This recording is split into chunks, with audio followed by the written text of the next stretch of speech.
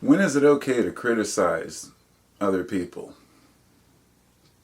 It seems like a simple question, but it's really not. And I think in today's society and the atmosphere we have around internet outrage culture, we find that people can, on a dime, turn on just about anyone. In fact, even a channel as obscure as mine, if I said the wrong thing, I'd be flooded with hate emails and even perhaps death threats. No matter what you say, you can instantly say the wrong thing, which most people know better than to say that anything that's too offensive or hateful, but it doesn't mean that a person should be completely taken down because of the way they feel. However, I should start by addressing what, if anything, deserves criticism. Now, I'm critical of certain people and ideas and things. Naturally, we all are. That's part of our inherent bias that we learn over time. And it's okay to have feelings and ideas about what we think is acceptable, what's not, and to be critical of things. But we have to address exactly what the conditions are that have to be met to make it worth criticizing a person. For example, criticizing a person because they listen to a different type of music is ridiculous.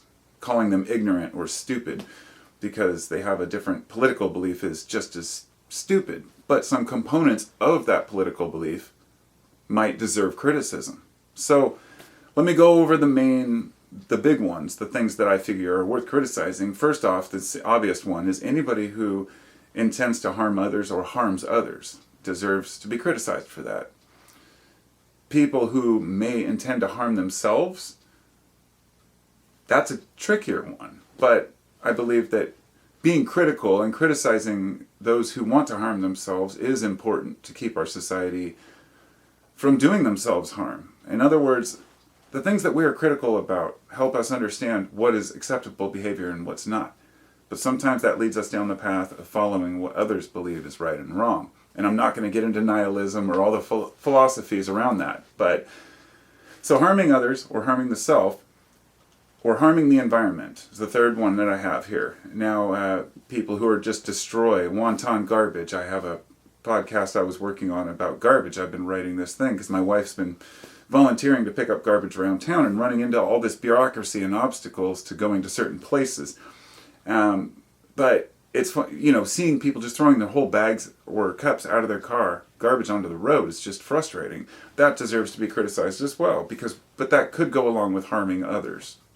But a fourth one and more controversial is inciting violence. That one, or telling others to harm people, or convincing them to. And people may say it's just words and it's freedom of speech. But a father who convinces his son to go harm somebody else, the kid's going to listen to his dad.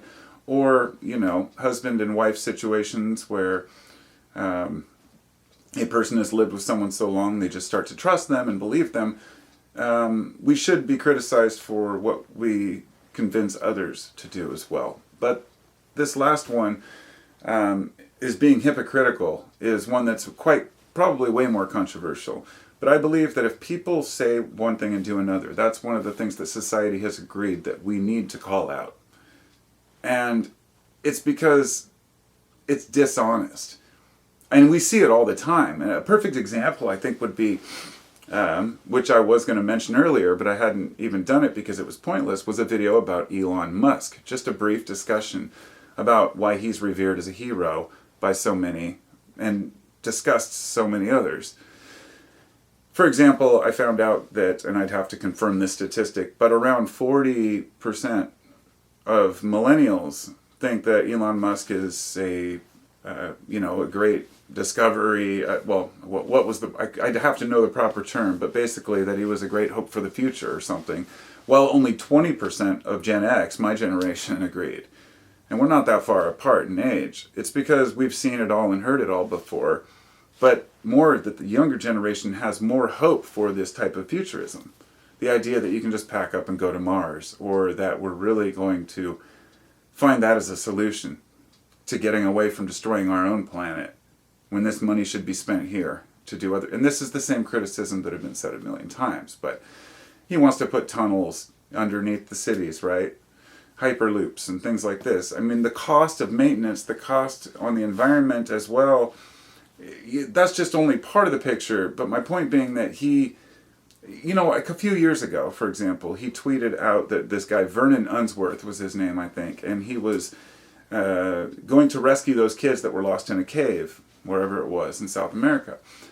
And he criticized Elon Musk because he wanted him to use one of his devices, or he wanted to go rescue the kid or something. But he called the kid, accused the guy of being a pedophile.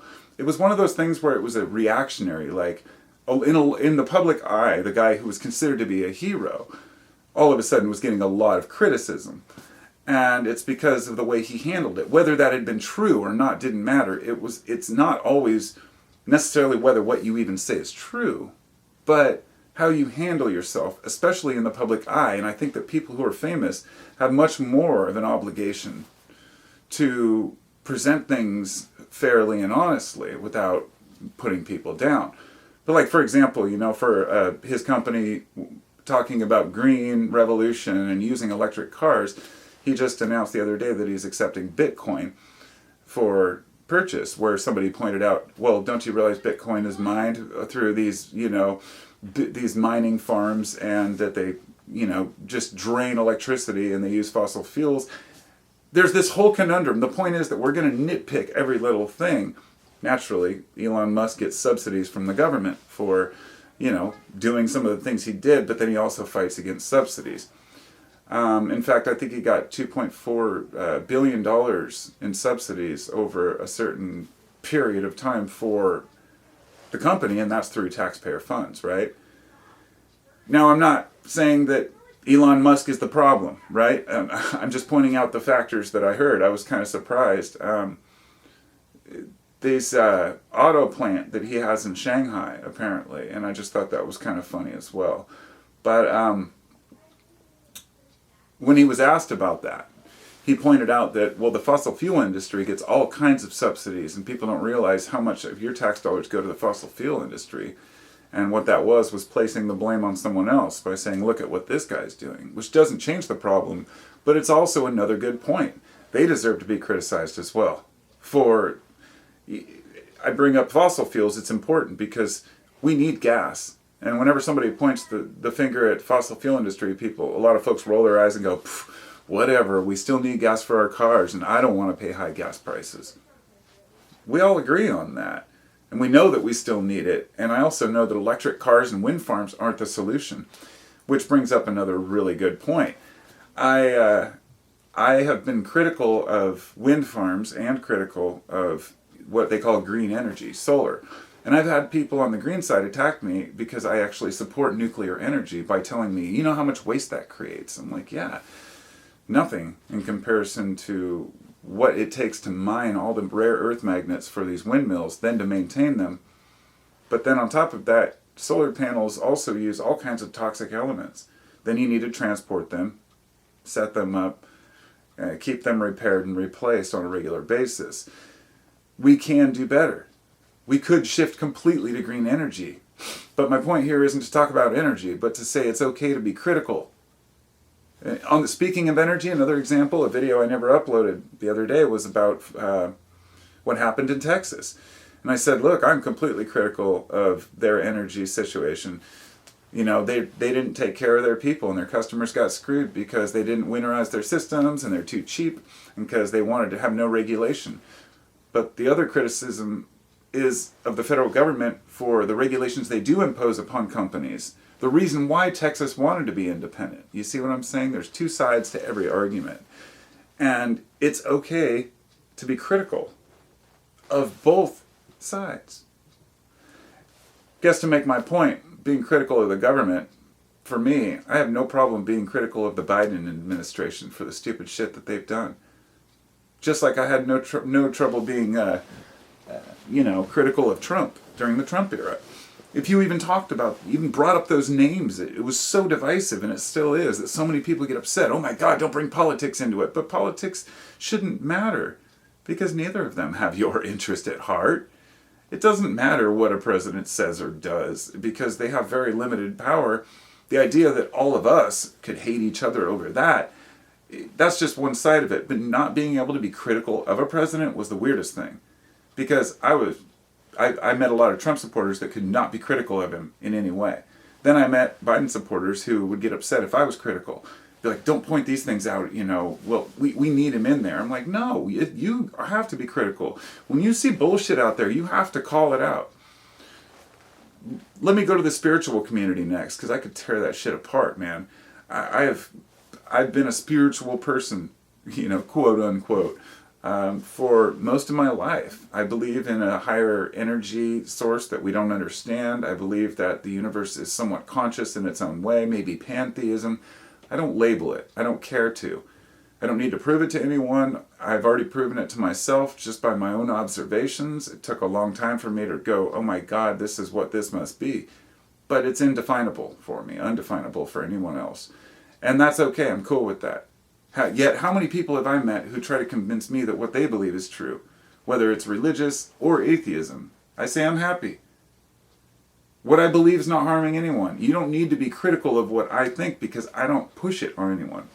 Those are times when criticism don't matter. Likewise, if you know somebody who's a Christian, don't be criticizing them for it. Don't criticize an atheist either. Don't criticize somebody for their political or religious beliefs unless that person is harming you or others or pushing it on you. Perhaps you think they shouldn't teach their kids their religion. That's their choice. I'm sure the kids will be fine.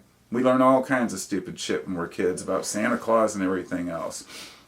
So the point being that I think that being critical is very important of ourselves and of others, and being honest about, the things that we see that we don't think are, don't get so caught up in being a member of a group or a team that you're afraid to speak the truth, the real truth. And I feel like so many, lips are zipped right now. People are afraid to speak their full truth because there's people on all sides of the spectrum just waiting to be triggered and get all upset at them for whatever they think. So I do think it's crucial for us to move past some of this stuff. But there's also a certain amount of accountability that needs to be had from people who do say stupid things and do stupid things, especially when they're in positions of power or corporations. And I'll tell you something. If you say something bad about somebody who's really popular, and that's why I used Elon Musk as an example, you'll be accused of being either a hater or jealous, or that you just wish that you could be as popular as they are, or this illusion that, you just wish you were rich too, or you're just trying. And there's a very, very common one that people say. If you make a video talking about a certain person, for example, they'll say, oh, you just have a small channel and you're trying to, feed off those coattails of this person who's popular right now. I can't think of how many times I've had a legitimate gripe with something I heard about in the media about a person, and I started making a video and said, no, I don't want to be accused of just making a video just to get views, because I don't make videos to get views. I never do. I make videos about certain topics which I know will get more views, but if I really wanted views, I'd just talk about Kratom 24 hours a day. I know how that one works. Now I'm more interested in getting legitimate discussions with people, and I love reading all of your comments, so feel free to leave one about this. I definitely want to know what people have to think about. I guess it would be this idea of kind of a cult-like culture around certain people and celebrities, which has always bugged me. People are like, who would you meet? What famous person would you meet? And I'm like, I really don't care. It doesn't interest me to meet famous people. There's an old saying, don't meet your heroes. People just say stupid shit. Twitter has really revealed that. A perfect example would be this morning. I don't go on there very often, but I went on to look on there, and there was one from Stephen King. I was following him, and it said there should be a way to keep crazy people from owning guns. I think that there should be a way to weed out basically crazy people from getting guns because of the shooting that happened the other day. That's a super topic that people don't want to talk about, right? The way he worded it was just so, oh my God, like, how offensive. Somebody, the comments were like, look, I have schizoaffective disorder and things like that. Just calling people crazy. Using the term crazy and just making a blanket statement that nobody who's crazy should own a firearm, regardless of what your beliefs are on firearms. It was just a careless wording of it, and he got a lot of criticism, as he probably should have. But then a person steps back and says, well, what are the limits? Like, maybe you had a couple beers and you post a stupid thing. I've done that before. I've said dumb shit and been like, I can't believe I even posted that on Facebook or Twitter or mostly it's YouTube. I'll post something in the evening that's stupid and I'll be like, why did I even post that?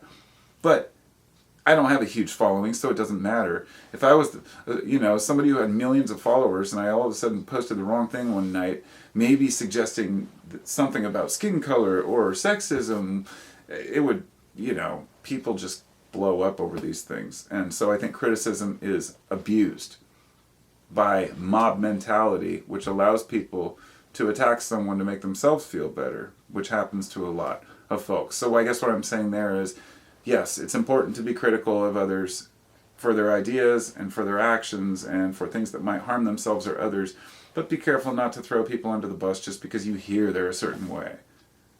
Just pops into my head, the perfect example of that is Joe Rogan, who gets so much fucking hate from people. I haven't watched his show in a while, and yeah, he can be a little shallow. It doesn't matter, he's Joe. He's just a human being. I don't think he has nefarious intentions. But the way people talk about him and criticize him, you'd think that he was just the, most... the worst person on earth, by the way some people talk about him. But there's almost a cult-like atmosphere around not him. The reason I chose him for that is it's not the cult-like atmosphere around what they would call for like Elon Musk. They call them Musketeers. They actually have names for these groups. But then they have the Rogan haters, which always say Joe, yeah, blah blah blah Rogan, where they'll put something in quotations of some quote he said. It's something Rogan fans will understand where I'm coming from there. I still like Rogan. I still think he's a neutral party for the most part, but I'm sure that this whole Spotify thing has really fucked him up with them making all this money and having so much criticism, because criticism never feels good when it's aimed unjustifiably. Joe Rogan started getting attacked for something he said about transgender people a while back. I heard the whole context of the conversation and I don't disagree with what he said. And I mentioned that one time in a video a while back, and I had one of my own subscribers get all pissed at me and saying, so somehow I'm hateful of transgender people, and I haven't even heard from them since then.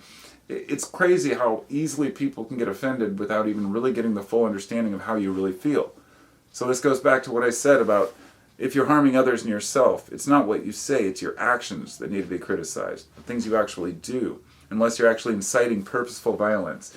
Stop assuming what people think and what they mean by something. You can ask them to clarify, but the mob mentality thing doesn't go anywhere. So hopefully I've made all the points I wanted to make. Thanks for watching. To my subscribers, mwah, y'all are awesome. Please leave a comment. I'm easygoing. Even if you disagree with me and want to argue, that's fine. I enjoy that too. It's all about the context and the dialogue. And if you'd like to support me on Patreon, please feel free to do so. There's a list of my patrons in the comment section, and I appreciate every one of you, and I will talk to you next time. Peace out.